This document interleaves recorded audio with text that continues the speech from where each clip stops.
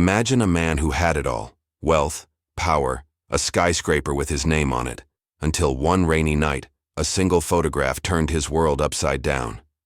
What secrets lie hidden in the shadows of success? What does it take to reclaim a life you abandoned?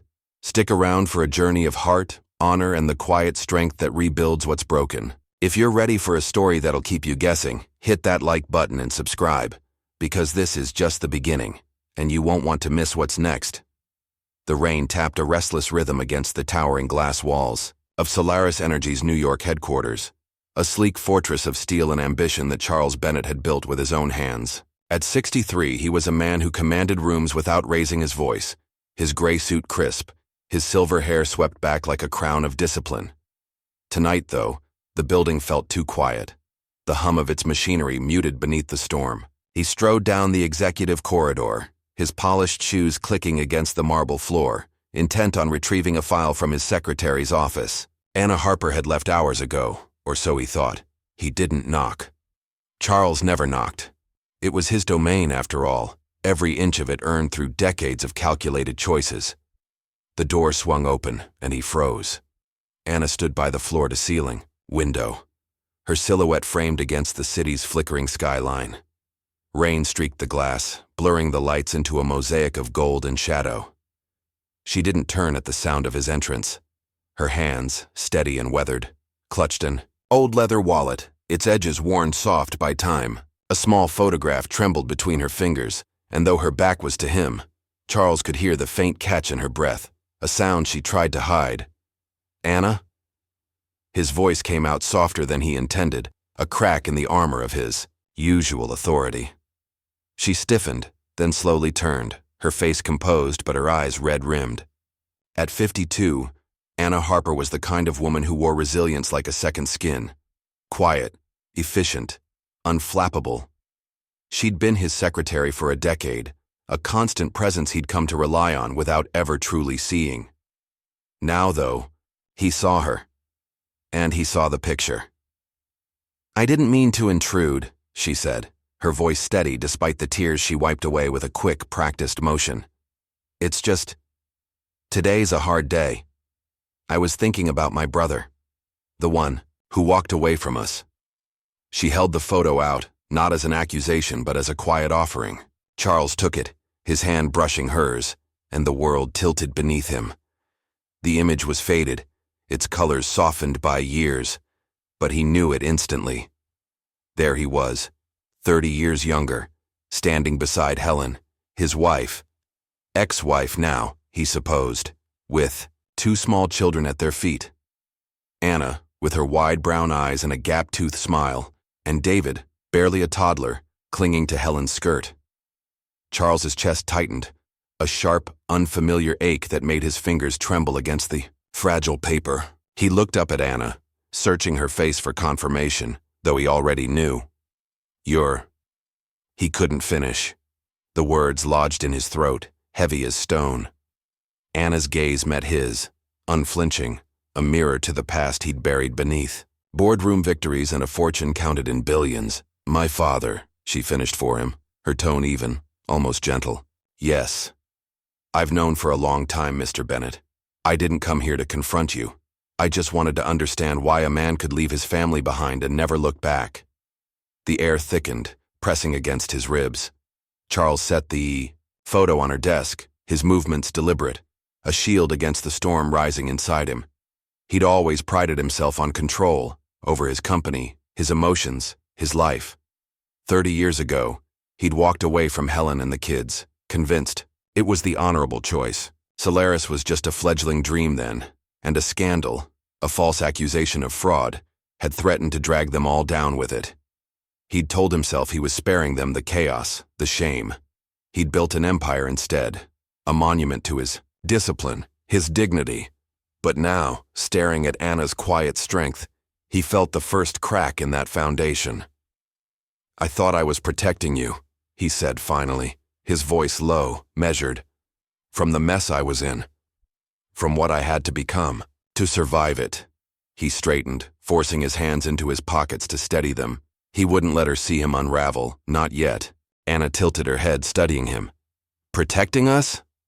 A faint, bitter smile touched her lips, gone as quickly as it came. Mom worked double shifts at a diner to keep us fed. David broke his arm once and we couldn't afford the doctor. I don't blame you, not anymore. But I need to know. Did you ever think of us? Even once? Her words cut deeper than any boardroom betrayal, sharper than the headlines that had once hounded him. Charles felt the urge to defend himself, to list the sacrifices he'd made, the nights he'd spent alone in this very building, forging a legacy. But he didn't. He stood there, silent, his jaw tight, his gaze locked on the rain beyond the window. Dignity, he reminded himself. Dignity meant facing the truth, not dodging it. I did, he admitted at last, the confession slipping out like a breath he'd held too long. Every day at first. Then, less. It was easier that way. He met her eyes, unflinching despite the weight of her stare. I was wrong, Anna. But I can't undo it. She nodded, a small, almost imperceptible motion, and slipped the photo back into her wallet. I didn't expect you to, she said, turning back to the window. Good night, Mr. Bennett. Charles lingered a moment longer, the sound of the rain filling the silence between them. Then he walked out, closing the door softly behind him. The corridor stretched empty before him, its polished surfaces reflecting a man he barely recognized. Successful, yes, but hollowed out by choices he'd once called noble. His hand brushed the pocket where he kept his own wallet, pristine and empty of pictures. For the first time in years, he wondered what it would feel like to carry one. Back in his office, he stood at his own window, watching the city pulse below. Anna's question echoed in his mind. Did you ever think of us? He had. And now, after 30 years of silence, he'd have to decide what that meant. Not just for her, but for the man he'd become. The rain kept falling, steady and unrelenting, a quiet witness to the storm he couldn't yet name. The drive to Connecticut felt longer than Charles remembered, the highway stretching out beneath a sky heavy with clouds that refused to break. His hands gripped the steering wheel of the Bentley, knuckles pale against the leather. But his face remained a mask of calm. Discipline had always been his refuge, a fortress he'd built brick by brick over decades at the helm of Solaris Energy. Last night's encounter with Anna had shaken that fortress, though, and now he was heading back to the one place he'd avoided for 30 years. The old house in Greenwich where he'd once been a husband, a father, a man with a life beyond boardrooms. The estate loomed at the end of a tree-lined drive, its white columns weathered but proud, a relic of a dream he'd abandoned. He'd kept it all these years, paying a caretaker to maintain it, though he hadn't set foot inside since the day he left Helen and the kids. The front door creaked as he pushed it open, the sound echoing through the silent foyer. Dust motes danced in the slanted light filtering through tall windows, and the air carried a faint trace of lavender, Helen's scent, lingering like a ghost. Charles moved to the study, his steps deliberate, and knelt before the safe tucked behind a row of leather-bound books. His fingers hesitated over the combination. Helen's birthday, a detail he'd never let himself forget. The lock clicked, and he pulled out a small wooden box, its lid engraved with their initials, C and H. Inside were letters, dozens of them, tied with a faded blue ribbon. His breath caught as he untied it, the paper crackling under his touch. Helen's handwriting stared back at him, elegant loops and soft curves, a voice from a past he'd tried to erase. Charles, I know you're busy, but the kids miss you. Anna drew a picture of us today, 4 stick figures under a big sun. Come home. Soon, please. The date was 1992, a year after he'd left. He flipped to another, dated 2 years later. David's starting school. He keeps asking where you are. I don't know what to tell him anymore. Each one was a quiet plea, a thread of hope that frayed with time. The last letter, undated, was shorter. I'm tired, Charles. I just want you to know we're still here. His chest tightened, a dull ache spreading beneath his ribs. He'd told himself he'd left to protect them. Solaris had been teetering on the edge of collapse. A false fraud accusation from a rival threatening to ruin everything. The press had hounded him, their headlines venomous, and he'd feared the fallout would stain Helen and the kids. So he'd walked away, poured himself into the company, convinced that success would justify the sacrifice. Dignity, he'd called it. Honor. But these letters told a different story. The doorbell rang, sharp and insistent, pulling him back to the present. He rose, smoothing his jacket, and opened the door to find Anna standing there, her coat damp from the drizzle that had started outside. Her brown eyes met his, steady and unreadable, but her hands clutched her purse a little too tightly. "I didn't expect you to come here," she said, stepping inside without waiting for an invitation. Her gaze swept the room, lingering on the open box of letters. "You kept them." Charles nodded, his throat dry. "I never opened them. Not until now." He gestured to the sofa, an old piece Helen had loved, its fabric still soft beneath, a layer of dust. Anna sat, her posture straight, a woman who'd learned to carry herself through harder days than he could imagine. She took a deep breath, then spoke, her voice low but firm. "Mom worked double shifts at a diner to keep us fed. She'd come home with blistered feet, smiling like it didn't hurt, just so we wouldn't worry. David broke his arm once, climbing a tree to prove he was brave. Like you," he said. "We couldn't afford the doctor, so she said it herself with a book from the library." Anna's eyes glistened, but she didn't look away. "She said you were a good man once, that you loved us, but I only saw a father who chose money over his family." Her words landed like stones, each one chipping at the pride he'd worn, like armor. Charles felt the urge to argue, to explain the sleepless nights, the deals he'd struck to save Solaris, the empire he'd built to prove he wasn't a failure. But he didn't. He stood there, hands clasped behind his back, his jaw tight, letting her speak. Dignity wasn't in the defense. It was in the listening. "I thought I was doing right by you," he said when she finished, his voice steady despite the tremor in his chest. "The scandal, it would have destroyed us all. I left so you wouldn't have to live in that shadow." He paused, meeting her gaze. "But I was wrong. I see that now." Anna's expression softened, just for a moment, before hardening again. "Do you?" She stood, smoothing her coat. "Mom said you were a man of honor. I came here to see if she was right. So tell me, Mr. Bennett, do you regret it? Leaving us?" The question hung between them, sharp and heavy. Charles wanted to say yes, to let the words spill out and ease the weight on his shoulders. But he couldn't. Not yet. Regret was a crack he wasn't ready to let widen, not when his whole life had been built on the belief that he'd made the hard, noble choice.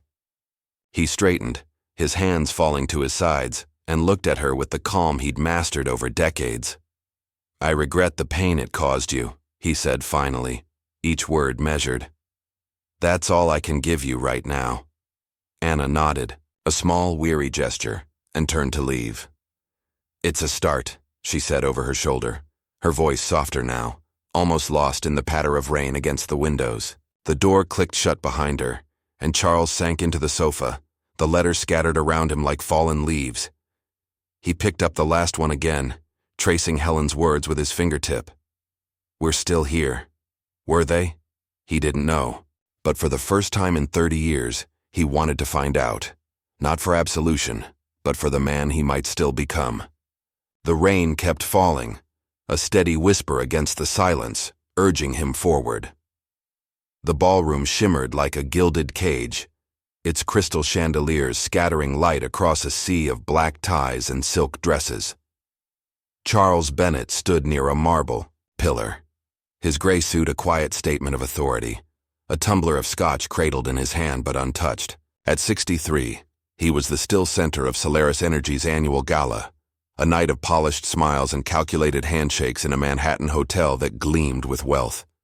The air buzzed with chatter, but tonight it carried an edge, a current of unease that prickled against his skin. He felt the weight of eyes on him, subtle but persistent, and kept his posture straight, his expression serene.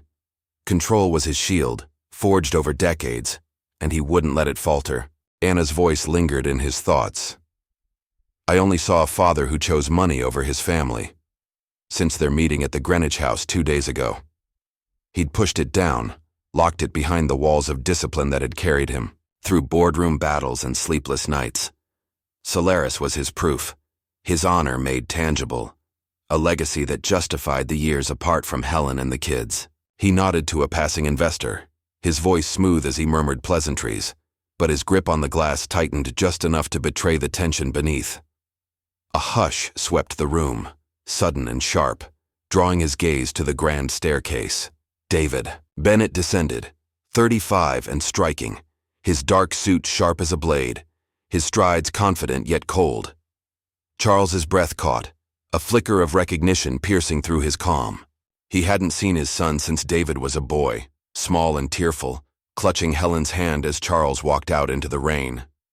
Now, David was a stranger, a mirror of Charles's younger self, but with eyes that burned with something darker, something unforgiving. Whispers coiled through the crowd. David Bennett, rival startup, allegations. And Charles's pulse quickened, though his face remained a mask.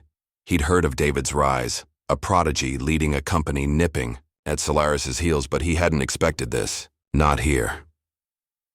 David reached the floor, reporters swarming like moths to a flame, their cameras flashing relentlessly. He raised a hand, a gesture both casual and commanding, and the room fell silent.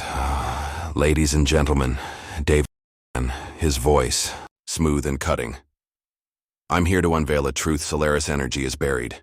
My team's uncovered evidence of toxic spills, years of negligence hidden to pad profits. It's all public now. Check your screens. A ripple of shock rolled through. The guests, phones lighting up like fireflies. Charles accepted his own from an aide, her hands trembling as she handed it over.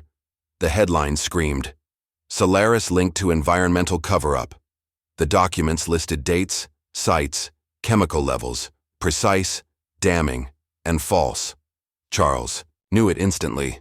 Solaris wasn't spotless, but this was a fabrication, a calculated strike. His jaw tightened, but he kept his eyes on the screen, refusing to let the room see him waver. The board closed in, their voices a low hiss of panic. Charles, we need damage control, one insisted, sweat beading on his brow. The stock's tanking, another snapped. You might have to step down. Charles raised a hand, silencing them, his movement slow and deliberate. He looked across the ballroom at David, who stood with arms folded, a faint smirk playing on his lips. It was a challenge, a dare to break. Charles wouldn't give him the satisfaction. He set his glass on a passing waiter's tray, the clink ringing out in the tense quiet. Straightening his tie with a measured tug, he stepped forward, the crowd parting as if pulled by an invisible thread. The cameras swiveled, their lenses glinting, but Charles walked with the steady grace of a man who'd faced worse storms. He stopped a few feet from David, close enough to see the flicker of resentment in his son's eyes, a shadow of the boy he'd once known. David, he said, his voice low and firm, cutting through the murmur. You've made your accusation. If it's real, take it to court. This isn't the place for truth. It's a stage for games. His hands stayed loose at his sides, though every nerve screamed to clench, to fight. Dignity wasn't in the outburst. It was in the standing tall. David's smirk sharpened, but his eyes betrayed a flicker of something raw. Court, he said, projecting for the room. You taught me honors everything, Dad. Where was yours when you walked out? When you built this shiny lie? He leaned in, voice dropping to a venomous whisper. You're a fraud. And I'll bury you. The word Dad struck like a blade, slicing through 30 years of resolve. But Charles didn't flinch. The cameras caught it all, the reporters scribbling, the guests holding their breath. He felt the board's fear, the investors' doubt, the sting of David's betrayal like salt in a wound. He'd left to spare them shame. Now, it was his son wielding it against him. The urge to lash out surged, to call the lie what it was, to demand answers for this hate. But he swallowed it, his jaw tight, his gaze steady on David's. I've made choices I can't undo, he said, loud enough for the room, soft enough for his son. I live with them. But this isn't justice. It's spite. You're more than that, David. He held his son's stare a moment longer, then turned, walking through the parted crowd toward the exit. The cameras trailed him, but he didn't falter, his steps even, his shoulders square. Outside, the night air bit at his skin, the city's pulse a dull roar beneath the gala's chaos. He leaned against a lamppost, hands in his pockets, his breath slow and deliberate. David's words gnawed at him, fraud, lie. But worse was, the memory of those eyes, so like Helen's, now turned against him. Anna's question echoed again. Do you regret it? He hadn't answered her, but here, under the glare of 100 judging eyes, he felt the question take root. He pulled out, his phone, the headlines still blazing. Solaris was reeling, and David held the reins. Charles closed his eyes, the lamplight pooling around him, casting a long, solitary shadow. He wouldn't meet venom with venom. Not tonight. Honor was in the enduring, even when the world watched it crumble. Charles Bennett sat alone in his office, the city's skyline a muted glow beyond the rain-streaked windows. The room was a sanctuary of power. Polished mahogany desk, leather chairs, a wall of awards glinting under recessed lights. But tonight it felt like a cage. 3 days had passed since David's ambush at the gala, and the fallout was relentless. Headlines screamed accusations of Solaris's environmental sins. The stock plummeted, and the board was circling like vultures. Charles's fingers rested on the wooden box from Greenwich, Helen's letters spilling across the desk like a confession he couldn't outrun. He hadn't slept. Not really. The weight of Anna's words, I only saw a father who chose money, and David's venom. You're a fraud, pressed against him, twin blades carving at the pride he'd worn for 30 years. He'd built Solaris to prove he was more than a man who'd failed his family, a monument to his discipline, his dignity. Now, it was crumbling, and he was left sifting through the past for answers he wasn't sure he wanted. He picked up the last letter, undated, its edges soft from years of waiting. Helen's handwriting was fainter here, the ink trembling as if her hand had faltered. Charles, I'm sick. The doctors say it's bad. Cancer, they think. I don't know how long I have. I've tried to call, but you're never there. Please, come see the kids. They need you. I need you. The words stopped there, unfinished, a plea cut short. Charles's breath hitched, a sharp, involuntary sound that broke the silence. Cancer. She'd been dying, and he'd been too buried in boardrooms to know. His hands shook as he set the letter down, but he clenched them into fists, forcing the tremor away. He'd left to shield them from scandal, to keep their names clean while he fought to save Solaris. That was the story he'd told himself. Honor in sacrifice, dignity in distance. But this was a truth he hadn't braced for, a crack in the foundation of his self-respect that widened with every breath. Helen had reached for him, and he'd turned away. The intercom buzzed, jarring him. Mr. Bennett, Anna Harper's here, his assistant's voice crackled through. Charles straightened, smoothing his tie, a reflex of control. Send her in, he said, his tone steady despite the storm inside. The door opened, and Anna stepped through, her coat still damp from the rain, her brown eyes searching his face, with an intensity that made him want to look away. She carried a manila envelope, its edges creased from her grip. I wasn't sure you'd want to see me, she said, her voice quiet but firm, the same resilience he'd seen at the house. She set the envelope on the desk, her fingers lingering on it. But after David's stunt, I thought you should have this. It's from Mom, the last thing she wrote. Charles's throat tightened, but he nodded, gesturing for her to sit. She didn't. Instead, she stood there watching him as he opened the envelope with deliberate care. Inside was a single sheet, Helen's handwriting shaky but clear. Charles, if you ever read this, know I don't hate you. I told the kids you're a good man, even when I couldn't believe it myself. I'm proud of what you've built, but I wish you'd built it with us. Take care of Anna and David. They're all I have left to give you. He stared at the page, the words blurring as his eyes burned. Proud of him? After everything? It was a twist he hadn't seen coming, a knife that cut deeper than David's lies or Anna's questions. Helen hadn't cursed him, hadn't raged. She'd forgiven him, or tried to, and he'd been too blind to see her struggle. Anna spoke, her voice breaking the silence like a stone through glass. She was sick for years, you know. Cancer ate her up, slow and quiet. I was 16 when she started fading, working at a gas station after school to pay for her meds. She'd cry at night calling your name, but you never came. I held her hand when she died in a rented room with peeling paint. You were here, weren't you, in this office signing deals? Her words were steady, not a shout but a scalpel, precise and piercing. Charles felt them lodge in his chest, each one a weight he couldn't shrug off. His hands pressed flat against the desk, grounding him as the room tilted. He wanted to argue, to say he hadn't known, that he'd have come if he'd understood. But excuses felt hollow now, a coward's retreat. He looked at her, her face a mirror of Helen's, strong, unyielding, and saw the girl he'd left behind, grown into a woman who'd carried more than he ever had. I didn't know, he said, his voice low, raw. I thought I was sparing you the mess I was in. The scandal, the press, they'd have torn us apart. I stayed away to keep you safe. He stood, moving to her side of the desk, and sank to one knee before her, an act of surrender. He hadn't planned. I was wrong, Anna. I failed her.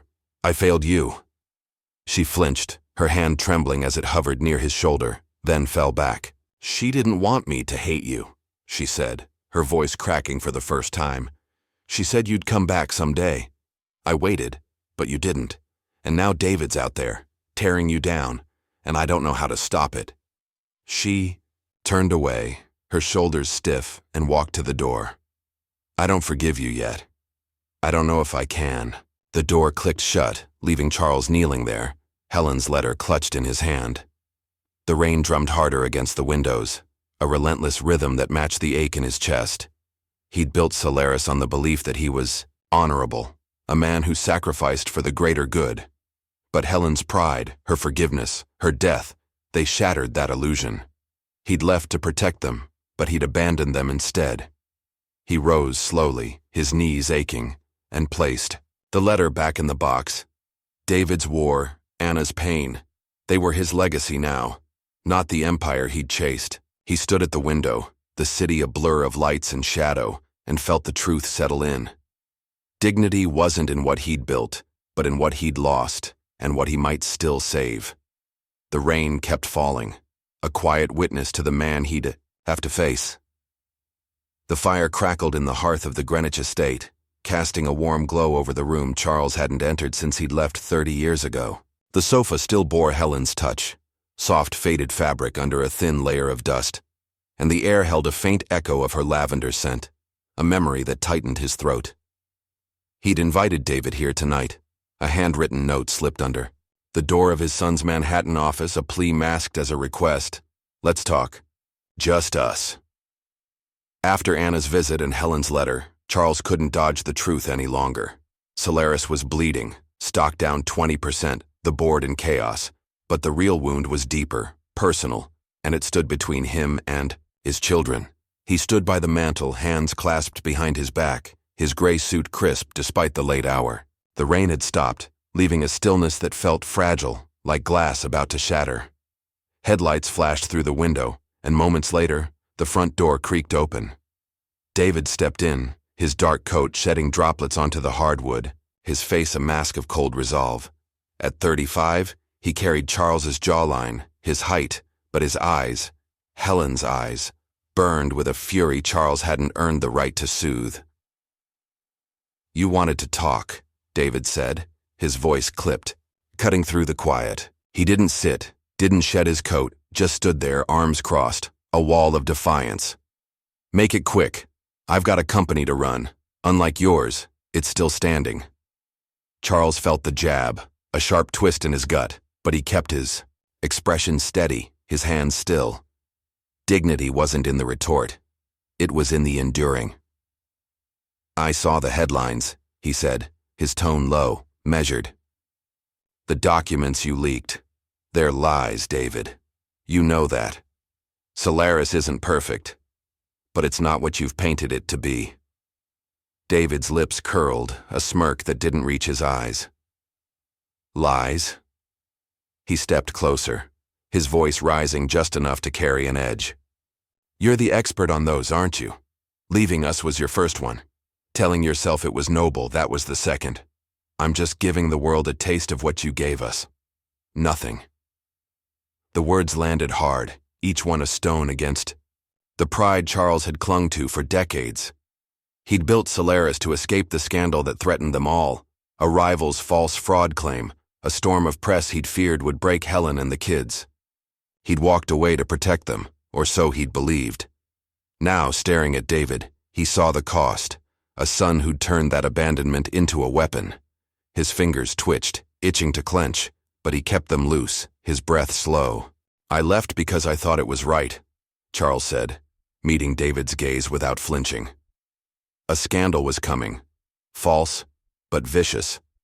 "I didn't want it to touch you, your mother, Anna. I stayed away to build something clean, something I could give you later. I was wrong, and I'm paying for it now." David laughed, a short, bitter sound that echoed off the walls. "Paying for it? You're sitting in a mansion, Dad, while Mom died in a dump. You don't get to play martyr."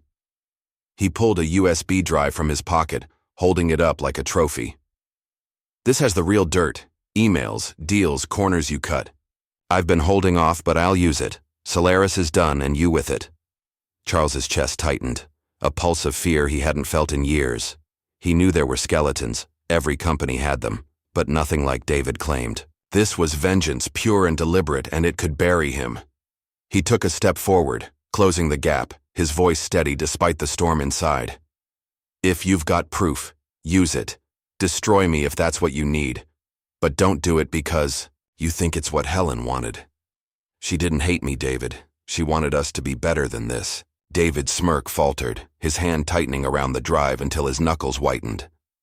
"Don't you dare bring her into this," he snapped, his voice cracking for the first time. "You don't get to say her name after what you did. You left us to rot while you played king. I'm taking it all down, not for her, for me."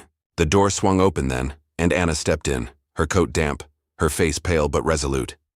She'd come uninvited, her presence a quiet force that stilled the room. "Stop it, both of you," she said, her voice trembling but firm. She held up the old photo from her wallet, its edges worn, and thrust it toward them. "Look at this. Look at what we were. Mom wouldn't want this. David tearing you apart, you letting him. We're still her family, even if you forgot." Charles's eyes locked on the picture, Helen smiling, Anna grinning, David a toddler in his arms. His throat burned, but he didn't look away. David stared too, his hand lowering, the drive slipping, slightly in his grip. For a moment the fury in his eyes softened, replaced by something raw, unguarded. Grief, maybe, or longing. "I didn't forget," Charles said, his voice soft but unwavering, meant for both of them. "I failed you, and I'll carry that. But I'm here now, David. Break me if you have to, but don't break what's left of us. Not for her." He stepped back, giving his son space, his hands open at his sides. A gesture of surrender, not defeat. David's jaw tightened, his eyes flickering between the photo and Charles. "You don't deserve her memory," he said. But the venom was thinner now, fraying at the edges. He turned abruptly, shoving the drive back into his pocket, and stormed out, the door slamming behind him. Anna lingered, her gaze heavy with unspoken words, then followed, leaving the photo on the table. Charles sank into the sofa, the fire's warmth a faint comfort against the chill settling in his bones.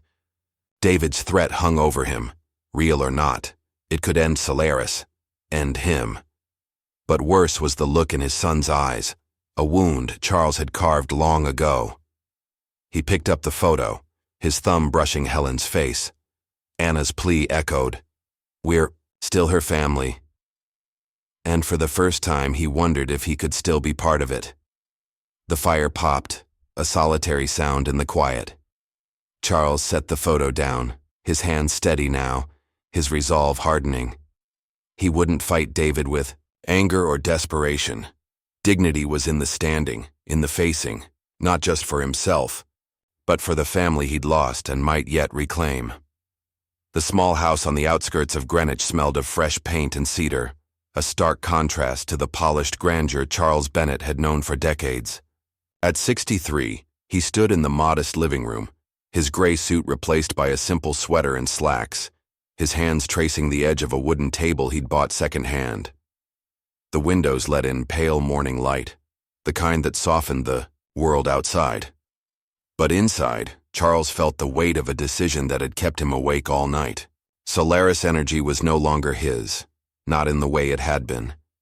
He'd given it up, and no one knew. After David's threat at the estate 3 nights ago, Charles had seen the line he couldn't cross. His son held a weapon, real or fabricated. It didn't matter. That could bury Solaris and everything Charles had built. The board was fracturing, investors pulling out, the press circling like hawks. He could have fought, hired lawyers, dug into David's lies with the ferocity that had made him a titan, but he didn't. Instead, he'd called his attorney at dawn, his voice steady as he dictated terms. Transfer 60% of his shares, split evenly between Anna and David, and step down as chairman. Not to save himself, but to save them. From the war David waged, from the emptiness Charles had left behind. He hadn't told them. That was the twist he kept close, a quiet act of penance he hadn't planned to claim credit for. Helen's letter, "Take care of Anna and David," had burned into him, a promise he'd failed to keep until now. Solaris wasn't his honor anymore. It was theirs, if they'd take it. He'd signed the papers in this very room, the ink drying under a single lamp's glow, then driven here to start over. Dignity wasn't in the fight. It was in the letting go. The doorbell rang, a soft chime that jolted him from his thoughts. He opened it to find Anna, her coat bundled tight against the morning chill, her brown eyes wide with something between shock and suspicion. In her hand was a thick envelope, its legal seal unmistakable. She stepped inside without a word, her boots leaving faint tracks on the hardwood, and dropped the envelope on the table with a thud that echoed in the stillness. "What is this?" she asked, her voice low but trembling, like a string pulled. "Too tight." She pointed at the papers spilling out, transfer documents, his signature stark against the white. "The lawyer called me this morning. Said you gave up Solaris, half to me, half to David." "Why?" Charles met her gaze, his hands steady at his sides, though his chest ached with the weight of her question. "Because it's yours," he said, simply, his tone calm, deliberate. "Yours and David's. I built it for myself, but it should have been for you years ago. I'm done holding it over you." Anna's eyes narrowed, searching his face for a lie. "Done holding it?" She laughed, a short, brittle sound that cut through the air. "You think this fixes anything? David's out there, ready to burn it down, and you just walk away? Hand it over like some grand gesture?" Her hand shook as she picked up the papers, clutching them to her chest. "Mom died waiting for you to care, and now you think this makes up for it?" Her words stung, sharp and deserved, but Charles didn't flinch. He stepped closer, his voice softening but firm. "It's not a fix, Anna. It's a start. I failed your mother. I know that now. She was sick and I wasn't there.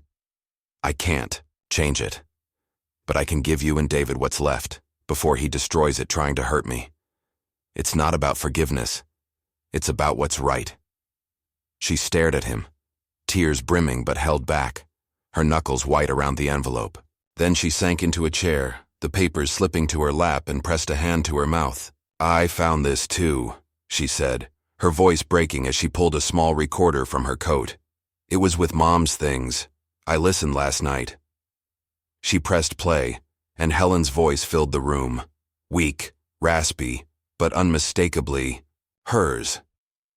"Charles, if you hear this, I'm gone. I don't blame you. Not anymore. I was proud of you, even when it hurt. Tell Anna and David I love them. Be their father now, not later." The recording clicked off, leaving a silence that pressed against Charles's ribs like a vice. He closed his eyes. Helen's forgiveness a weight he didn't deserve, a twist that turned his sacrifice into something more. Anna wiped her eyes, her hand trembling. "She still believed in you," she whispered. "I don't know if I can. But this, she gestured to the papers. Why didn't you tell us? Because it's not about me, Charles said, opening his eyes to meet hers. It's about you. David can burn it if he wants. It's his to decide now. I'm not fighting him anymore. I'm giving you both what I should have given then. He paused, his voice dropping. I'm sorry, Anna, for all of it. She nodded, a small, weary motion, and stood, clutching the recorder to her chest. I need time, she said, her voice steadying. David won't stop, not yet, but I'll tell him. She left without another word, the door closing softly behind her. Charles turned to the window, the morning light spilling over the lawn. He'd lost Solaris, but that wasn't the ache he felt. It was Helen's voice, Anna's tears, David's hate, all shadows of a life he'd traded for power. He'd thought honor was in the building. Now he saw it in the breaking. An hour later, his phone buzzed. David's number, a call he hadn't expected. He answered, his voice calm. David, you gave it up, David said, his tone flat, unreadable. Anna told me. Why? Charles took a breath, steadying himself. Because it's yours. Do what you want with it. Save it. Ruin it. I'm done running from you. He paused, then added, Your mother was proud of us both. I wasn't worth it. Maybe you still are. Silence stretched on the line, then a click as David hung up. Charles set the phone down, his hands steady now, and looked at the empty room. He'd sacrificed his empire, not for redemption, but for a chance, a slim, fragile chance, to be the father Helen had believed in. The shadows of that choice settled around him, quiet and heavy, but for the first time, they didn't feel like defeat. The small house in Greenwich glowed softly in the late afternoon light, its windows open to let in the crisp October air. Charles Bennett stood at the stove, the scent of brewing tea, Earl Grey, Helen's favorite, filling the modest kitchen. At 63, he was a stranger to this simplicity, his hands more accustomed to signing contracts than stirring a pot. But here he was, sleeves rolled up, a sweater replacing his usual suit, trying to make a home out of a place he'd bought with the last of his personal savings. Solaris was gone from his grasp, handed over to Anna and David 4 days ago, and, with it, the life he'd known. Yet the weight he carried now felt lighter, less like a burden and more like a choice. The doorbell chimed, a gentle sound that made his pulse quicken. He wiped his hands on a towel, steadying himself, and opened the door. David stood there, his dark coat unbuttoned, his face etched with fatigue rather than fury.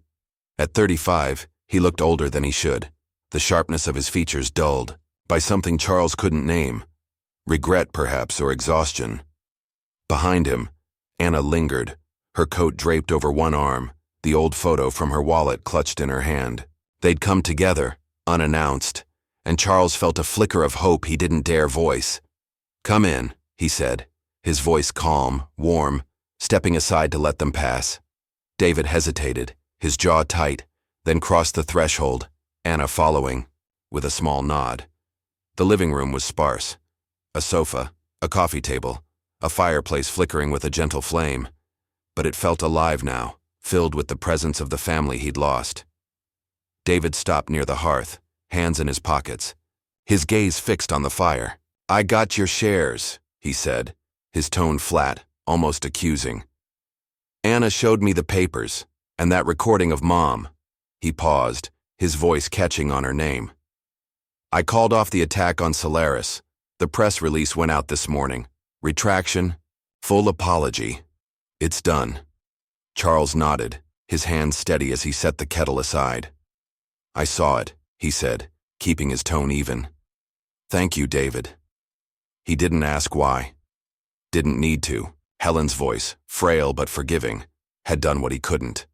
He turned to the counter, pouring tea into 3 mismatched mugs, the steam curling up like a quiet promise.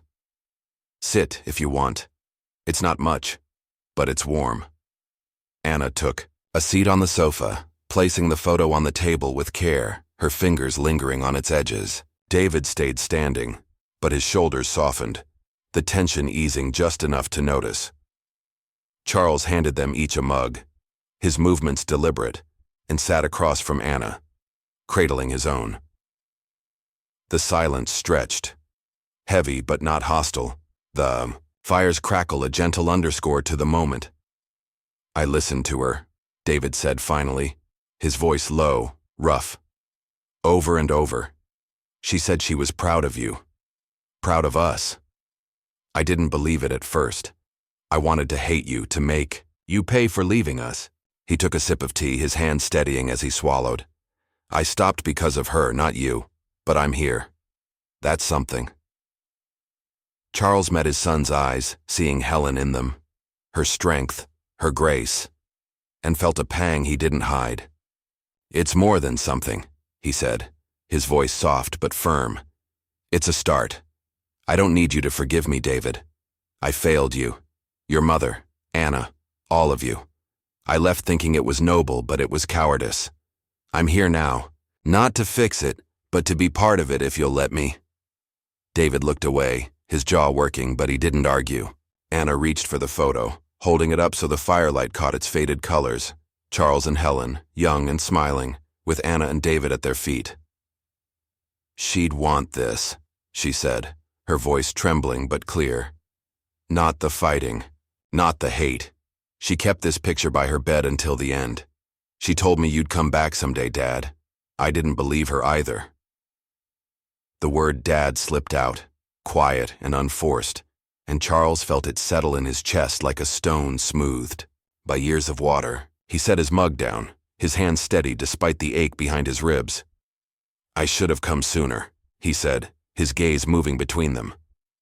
"I built Solaris thinking it was honor, but it was just a wall I hid behind. I gave it to you because it's yours, because she'd want you to have something better than I did. I don't need you to call me anything, Anna, David. I just want you to know I'm here." Anna's eyes glistened, but she smiled, a small, real smile, and reached across the table, her hand brushing his shoulder in a fleeting touch. "I don't know if I'm ready to call you that all the time," she said, her voice warm now. "But I'll try. For her." She stood, moving to the kitchen, and returned with a spoon, stirring her tea with a soft laugh. "You forgot the sugar." David watched her, then sank into the sofa, the mug cradled in his hands. "I don't know what this is," he said, his voice gruff but softer. "I'm not good at this. Family, whatever. But I'll try too. She'd hate me if I didn't." He looked at Charles, a flicker of something, peace maybe, crossing his face.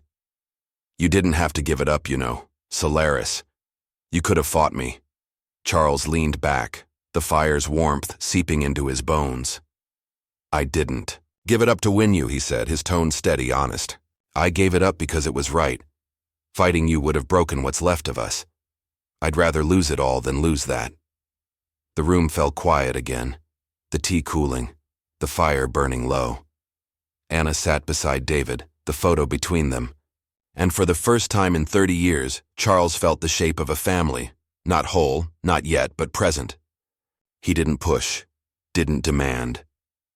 Dignity was in the waiting, in the being there, and as the flame flickered, he knew he'd keep it burning, gentle and steady, for as long as they'd let him.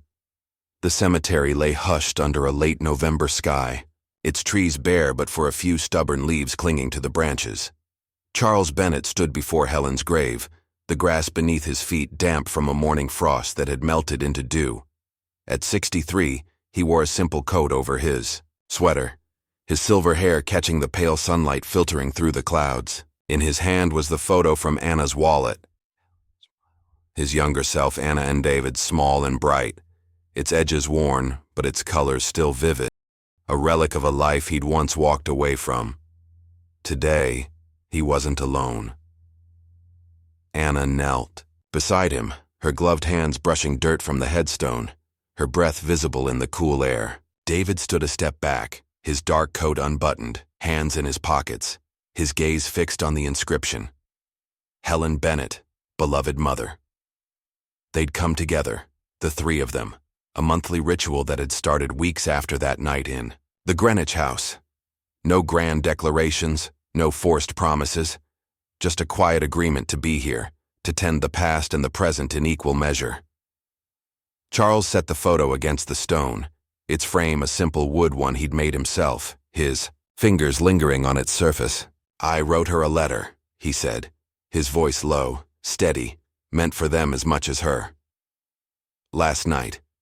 Told her I'm trying to keep my word, to take care of you both. I don't know if she hears me, but I hope she does." Anna looked up, her brown eyes soft with something close to peace. "She does," she said, her voice warm despite the chill. "She always believed in you, Dad. Even when I didn't." She stood, brushing her hands together, and slipped her arm through his, a small natural gesture that felt like a gift. "I brought flowers. Daisies, her favorite. David picked them out." David shifted, a faint flush coloring his cheeks as he pulled a small bouquet from behind his back, white daisies, their petals stark against the gray day. "She liked simple things," he muttered, stepping forward to place them beside the photo.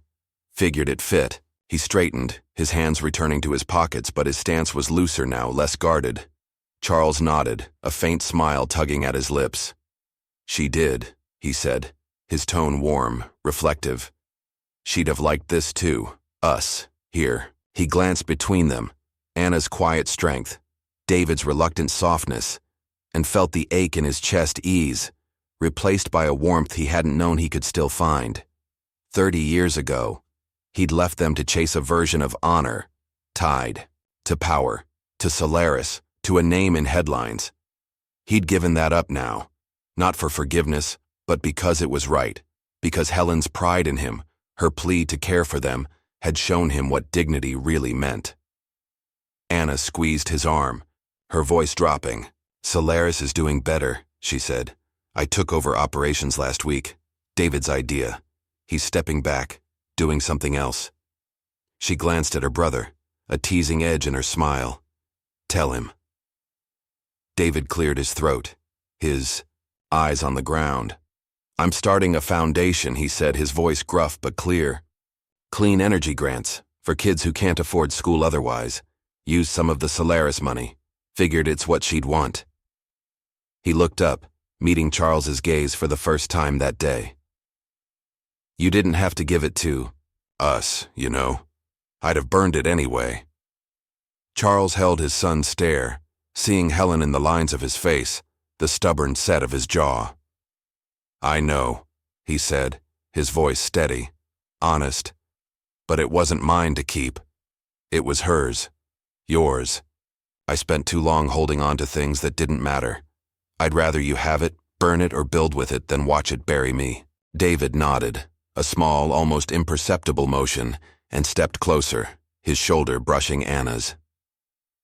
The three of them stood there, a quiet triangle around Helen's grave, the wind rustling the daisies and lifting the edges of the photo. Charles reached out, his hand finding Anna's first, then David's, a brief, firm grip that said more than words could.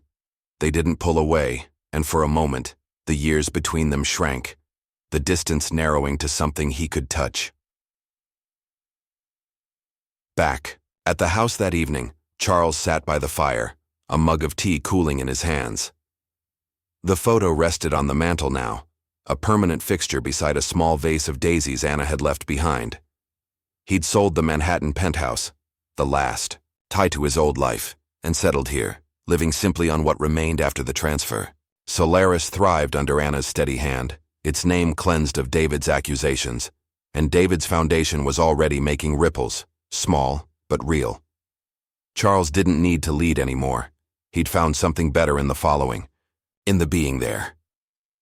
He pulled a folded letter from his pocket, the one he'd written to Helen, and read it silently one last time. "I wasn't the father you deserved, Helen, but I'm trying now. Anna's strong, like you. David's finding his way.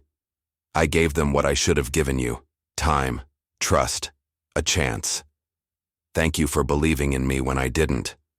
I'm keeping my promise, late as it is."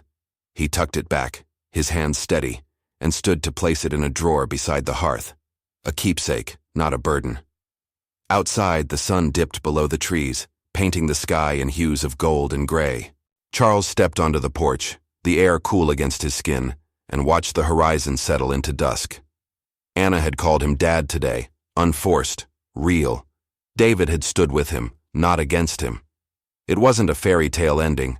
There were still silences, still wounds, but it was enough. More than enough.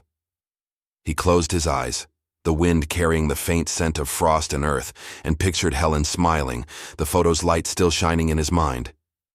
Dignity wasn't in the empire he'd lost. It was in the family he'd found, in the man he'd become, not perfect, but present. The picture still shone, and so, in his quiet way, did he. And so, under a fading sky, he stood, not as the titan he once was, but as a man who'd learned that true honor isn't carved in gold, but in the quiet moments that mend a broken past. What did it cost him to find this truth? Was it worth it? If this tale of resilience and redemption stirred something in you, smash that like button to let me know. It's your way of saying this story mattered. Don't miss what's coming next. Subscribe now and join us for more journeys that prove the heart can shine brighter than any crown. See you in the next one.